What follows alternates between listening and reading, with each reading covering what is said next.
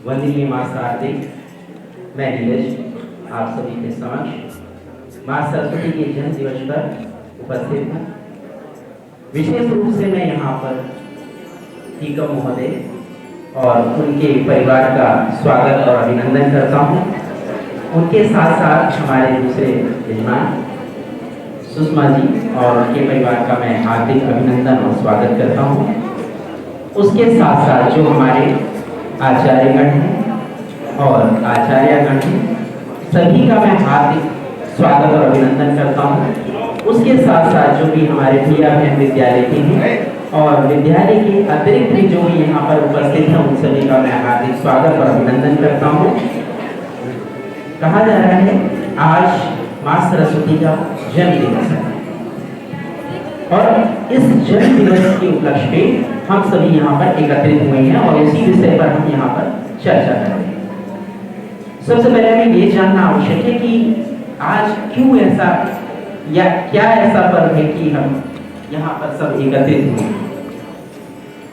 कहा जाता है ब्रह्मा जी हैं और ब्रह्मा जी की जीवा से यानी कि उनकी जीव से माँ सरस्वती यानी कि जो वीणा गायनी है, विद्या गायनी है, उसके साथ साथ हमारे ज्ञान की वृद्धि करने वाली है, उनका जन्म हुआ था। ये एक ऐसी माँ है जो हमें अपने जीवन में सदैव अच्छे स्थान के लिए, अच्छे आचरण के लिए और अच्छे व्यक्तित्व के लिए प्रेरित करती है। तो उन्हीं माँ सरस्वती का आज जन्म दिवस है।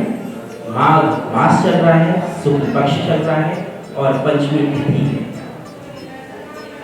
और इसके साथ साथ कहा जाता है कि जो हम लोग यहाँ पर पीले वस्त्रों को पहने हुए हैं और पीले वस्त्रों को ही पहनना चाहिए, इसके बहुत सारे कारण हो सकते हैं। साइंटिफिक भी हैं, वैज्ञानिक रूप में भी हैं और आध्यात्मिक रूप में भी हैं। तो सबसे पहले ये ध्यान देना आवश्यक है, जो पीला रंग जो हमने धारण किया है, ये हमारी एनर्जी यानी जो हमारे अंदर ऊर्जा होती है, पॉजिटिव यानी सकारात्मक ऊर्जा जिसे हम कहते हैं, उसे बढ़ाता है निरंतर। और उसी चीज के लिए हम इस चीज को धारण करते हैं।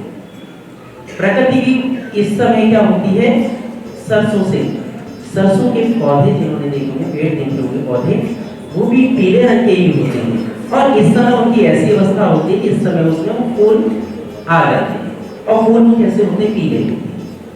प्रकृति की जब नए नए पेड़ पौधों में नई नई पत्तियां आती हैं, तो ये वही समय है जिस समय माँ सरस्वती का जन्म हुआ।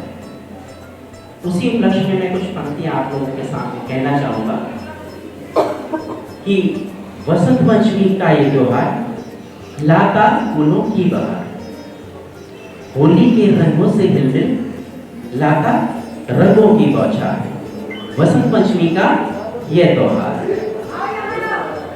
जन्म दिवस है माँ सरस्वती का, पावन यह त्योहार है। कहा जाता है जीवन में कि करते हैं इसे सभी गुरुकुल में विद्या आरंभ संस्कार।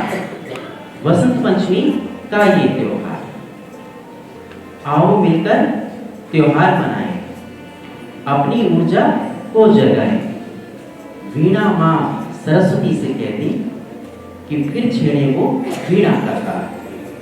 आओ मनाओ वसंत पंचमी का त्योहार, मनाएं हम माघ पंचमी का त्योहार। इन्हीं कुछ पंक्तियों के साथ मैं आप सभी का पुनः वसंत पंचमी के शुभ अवसर पर आप सभी का हार्दिक स्वागत और अभिनंदन करता हूँ।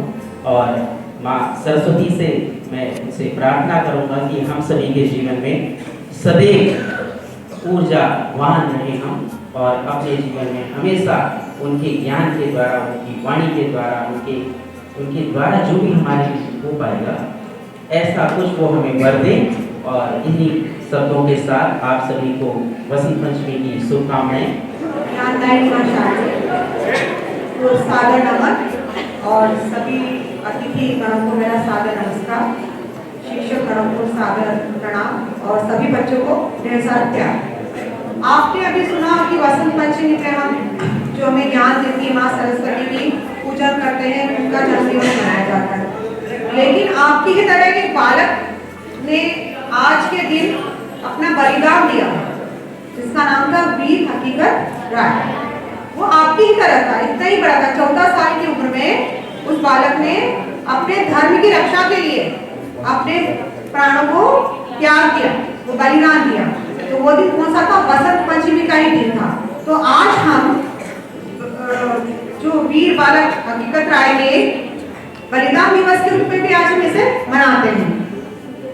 वो आपकी तरह बालक था, इसलिए साहस क्या था ये मैं बताती हूँ। वो बहुत ही बहादुर बालक थे और बहुत ही बुद्धिमान थे। उन्होंने बहुत सारी भाषाओं का ज्ञान 3-4 वर्ष की उम्र में ही प्राप्त कर लिया था। अब उनके पिता चाहते थे कि वो बहुत आगे बढ़े, तो उन्होंने उन्हें मदरसा में, उस समय मदरसे थे तो वहाँ पर उनको एडमिशन करवा दिया। वहाँ पर वो सब बच्चों से बड़े चतुर थे और सब मेधावी थे। तो सभी बच्चे, एक दिन गुरुजी नहीं थे उनके, तो उन्होंने कहा कि आप पूरी कक्षा का कार्यभार आप संभालेंगे।